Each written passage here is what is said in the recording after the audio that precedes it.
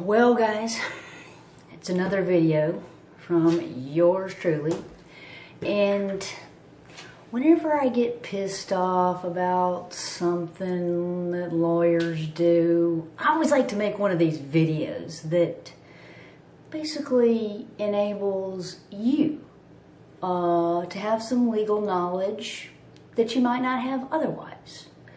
So what I'm going to tell you today is something about how to write a check for the amount of less than your debt, and you may just be successful at paying off your debt for a lesser amount that you write on your check. I'll tell you how to do that in just a second.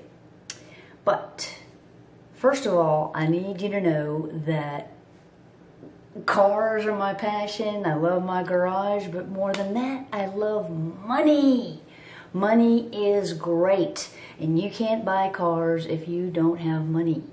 And every time I get pissed off about something, I just love making these videos because, I graduated from law school in 1993, and I have seen some shady shit the lawyers do. I've seen some shit. And if this can just help one person, that's good enough for me. That's all I need, is just to help one person. Okay, so let's get right to it.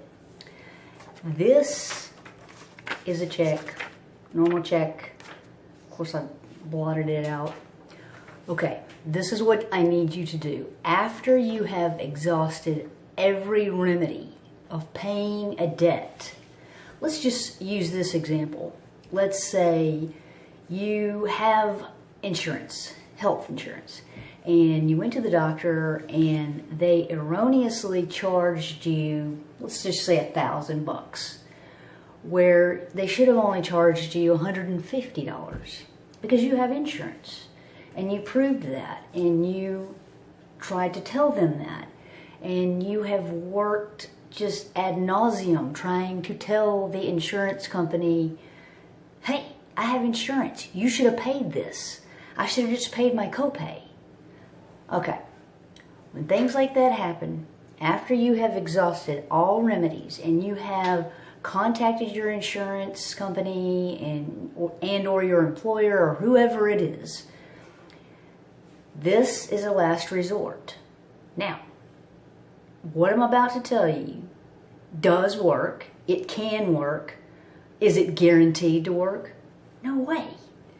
Could it work? Oh, absolutely. Have I done it? Absolutely. Did it work for me every time? No. But not all states outlaw this. Not all states say this is illegal. It's just some little legal trickery or language you can put on the back of your check. Now, you have to put this exact wording on there. And if you're very prudent and studious, you might want to even look up in your code books of your state or wherever you are to see if this will even work. But it does work in some places, and now especially since everything is automated with robots stamping your check,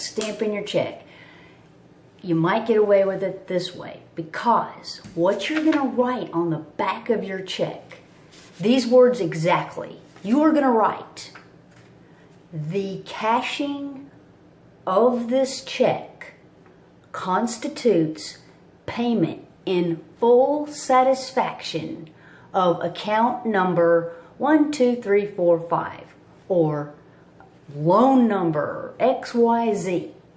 You are going to put, again, the cashing of this check constitutes payment in full satisfaction of loan number ABC, XYZ, whatever it is. You've got to put that exact language on there. Your state might even have separate type of language or more distinguishable type of language that you could research and find out. You can even Google it to find this out. Now, sometimes they'll kick this back. It'll really piss them off if a person like in payments gets this check and they see this, they're gonna be like, what the hell? And they're gonna go to their, you know, office manager and say, yeah, I got some schmuck here trying to pay less of this, less of the bill that they owe us. So in my example, I would like to use the medical example of, let's say, $1,000. Well, in order to do this and make it work, it has to be fair and reasonable. You can't just say you can't just write a check for $1 and think that they're going to accept that. That's not acceptable. But what you can do is offer a fair and equitable amount. Say 500 of it, or $475. You could write the check out for $475 for a debt of $1,000 and write on the back, the cashing of this check constitutes payment in full, satisfaction of loan 1, 2, 3, 4, 5, 6. Okay? And if they cash it, that debt is paid. Especially if it was done by a human and they cash it and their boss later finds out about it. They cashed the check. You paid your debt. Okay? You've paid your debt. Now, I have seen some instances where the company or the practice or wherever you've written the check to will send you a letter and say, no, you can't do that. That's, you know, we don't do that in our state. And they have a point. They can do that if they catch it. A lot of times they won't catch it. It's just robot. Stamp, cash, stamp, cash, stamp, cash. So, you've got a chance to get away with it. And really, you're not getting away with anything because you should have just paid the copay on your medical insurance. And you have tried everything else that you could try. So, at last resort, you could do this. You could do it with anything.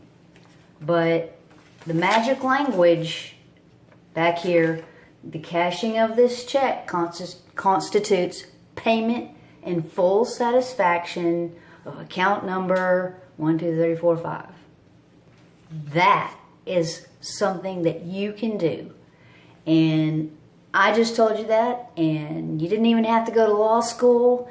And the next time I get pissed off about something, I'm going to make another video just like this. So, when you get fed up with people, lawyers, and crap, come see me, because I'm going to have more gems where this came from. Thank you for watching, and please subscribe, and I really appreciate you watching.